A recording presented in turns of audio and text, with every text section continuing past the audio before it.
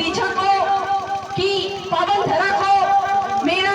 बहुत बहुत शत शत नमन और जोहार। सबको जोहार, जय जोहार, जय आदिवासी, जय भील प्रदेश, जय संविधान। अपनी बातों को शुरू करने से पहले मैं अपने पुरखों को सबसे पहले नमन जोहार करना चाहूंगी, जिन्होंने मुझे इस काबिल बनाया कि अपने आदिवासी समुदाय में पैदा होकर उनके जल जंगल जमीन खनिज को बचाने के लिए और साथ ही साथ में इस दौर को आगे बढ़ाते हुए इस विचारधारा में मैं जुड़ी और हमारे विधायक प्रत्याशी उमेश जी डामोर से भी मैं मिली हूँ, जो कि इस जल जंगल जमीन और यहाँ के स्थानीय आदिवासी और बाकी जो SC SC OBC और मराठी समुदाय को आगे बढ़ाने की नीति लेकर आगे चल रहे हैं, उनको भी बहुत बहुत जोहार। भाइयों, आज तक 70 साल 75 साल हो गए आजादी को, लेकिन शर्त के साथ मुझे ये बोलना पड़ रहा है कि 70-75 साल आजादी के बाद भी आदिवासी आज भी गुलामी की स्थिति में जी रहा है। और साथ ही साथ में आदिवासियों के साथ में जो दलित समुदाय है, जो वंचित शोषित समुदाय है, वो भी कहीं ना कहीं सरकारी नीतियों का रोजाना शिकार होता जा रहा है। जैसा कि राजस्थान में देखा भी जा रहा है कि घोड़ी चढ़ने की वजह से, शादी में घोड़ी चढ़ने की वजह से, मूछ रखने की वजह से और मटके से पानी पीने की वजह से हमारे लोगों को मारा जा रहा है। इसी विचारधारा और सरकारी जो नीति है, हमारे लोगों की जो दमन शोषण की नीति को नष्ट करने के लिए एक विचारधारा ने जन्म लिया, जिसमें यह बताया गया कि राजस्थान के ये आदिवासी समुदाय और जो वंचित शोषित समुदाय है, इनको कैसे मालिक बनाया जाए। क्योंकि 70 से 75 साल में जितनी भी सरकारें यहाँ पे आई है, मुख्य धारा की सरकारें जो भी आई है, वो सीधे सीधे आपके बीच के जितने भी खनिज पदार्थ है, जमीन है, जंगल है, पहाड़ है, नदी है, जिसपे आप सभी का अधिकार है, उसको छीन कर जो राज्य की सरकार है, केंद्र की सरकार में बैठे हुए जो लोग हैं, वो लोग सीधे सीधे इस नीति पे चल रहे हैं कि गरीब और गरीब बनता जाए और अमीर बनता जाए। और यहाँ पे जो पूंजीपति लोग हैं, सरकार की जो नीति है, उसमें सीधे सीधे आदिवासी, दलित, SC समुदाय, वंचित शोषित समुदाय को गरीब बनाकर पूंजीपति यानी कि अडानी अंबानी को पोषित करने की नीति सरकारों की चल रही है। इसी नीति को समाप्त करने के लिए और जल जंगल जमीन खनिज और साथ ही साथ में आरक्षण की नीति को बचाने के लिए और प्रकृति में निवासरत हर एक समुदाय को प्रकृति में स्थित सभी जल जंगल जमीन को बचाने के लिए इस विचारधारा का जन्म हुआ है,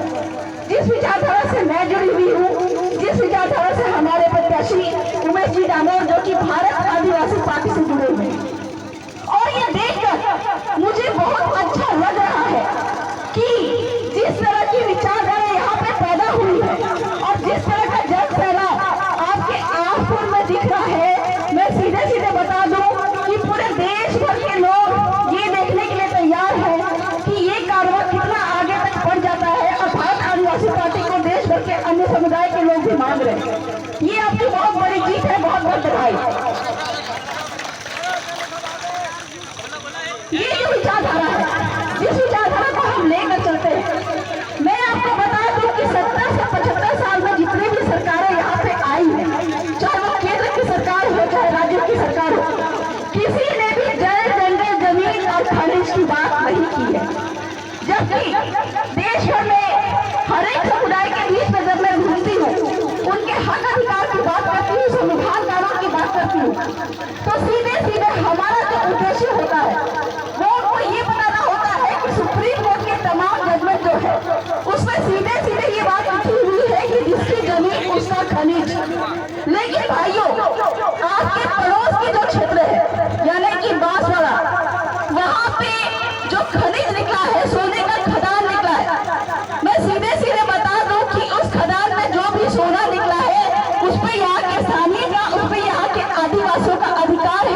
वर्तमान की सरकारें जो है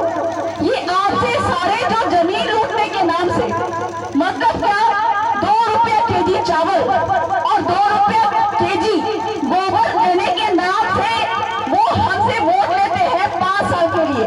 और 5 साल में हम उनको वोट बेचते हैं। बदले में वो हमारी जमीन ले जाते हैं, हमारा जंगल ले जाते हैं, हमारा पानी ले जाते हैं, और साथ ही साथ में हमारी महिलाओं पर भी अत्याचार करते हैं। 70 से 75 साल में आपने देखा होगा कि ये जो आदिवासी बहुल क्षेत्र है, जिसको टीएसपी क्षेत्र कहते हैं, 5वीं अनुसूचित क्षेत्र कहते हैं, यहाँ पे 70 से 75 साल में आदिवासी समुदाय के बीच में रहते हुए कभी भी यहाँ की आदिवासी महिलाओं को या फिर अन्य महिलाओं को गलत नजर से नहीं देखा गया। लेकिन अभी वर्तमान में जो मणिपुर की घटना हुई है उसमें हमारे ही समुदाय की आदिवासी महिलाओं को नंगे करके घुमाया गया, और उदयपुर में पूजा भीड़ की हमारी 8 साल की छोटी सी बच्ची थी, उनको 8 टुकड़ों में 10 टुकड़ों में काट कर बलात्कार करके फेंक दिया गया। ये नीति हमारे सरकारों की है, जहाँ पे मैं सीधे सीधे बोल दूं कि वो जो केंद्र में बैठा हुआ व्यक्ति है, नपुंसक व्यक्ति है, जिनसे खुद की बीवी नहीं संभलती, वो आपकी बहन बेटी को क्या संभाले। ये जो विचारधारा है, जिस विचारधारा से हमारे भाई उमेश भाई दामोदर निकले, इस विचारधारा में आप उन पे भरपूर तरीके से विश्वास कर सकते हैं कि वो आपको मालिक बनाने की बात करेगा, वो आपकी महिलाओं को सुरक्षा देगा। और मैं अपने भाई उमेश भाई दामोदर से ये भी बात करूंगी कि हमारी महिलाएं 24 घंटे पुरुषों के साथ नहीं रहती है, और वर्तमान में जो मणिपुर में घटना हुई और लगातार ये जो नपुंसक सरकारों के माध्यम से जब वो महिलाओं की सुरक्षा नहीं कर सकते हैं, मैं हमारे भाई से ये अनुरोध करना चाहूंगी कि हमारे भाई लोग जयपुर में आपको भेजने के लिए तैयार है, बदले में उनके संरक्षण के कानून के साथ में ही हमें हमारी महिलाओं के लिए, उनके संरक्षण के लिए आपको ये कानून बनाना पड़ेगा जिसमें महिलाओं को आत्मरक्षा के लिए हथियार रखने का भी अधिकार हो। ये कानून बनाना पड़ेगा ताकि हमारी महिलाएं खुद की रक्षा स्वयं कर सके। भारत के संविधान में ये बात साफ साफ लिखी हुई है कि एसटी और एससी की जमीन किसी सरकार, किसी कंपनी को नहीं दिया जा सकता है। लेकिन 70 से 75 साल में जो भी सरकारें यहाँ पे आई है, उन्होंने रात दिन आपके जंगल जमीन खनिज को लूटने का काम किया है, और साथ ही साथ में आपके राजस्थान काश्तकारी अधिनियम में ये बात साफ साफ लिखी हुई है। क्या लिखी हुई है कि बिना की जमीन को किसी सरकार को नहीं दिया जा सकता है। बावजूद उसके राजकुमार राव जी आ चुके हैं, हमारे माननीय विधायक साहब, तो उनको मैं स्वागत करना चाहूंगी। अपने देश में पूरे भारत के आदिवासियों की आवाज और राजस्थान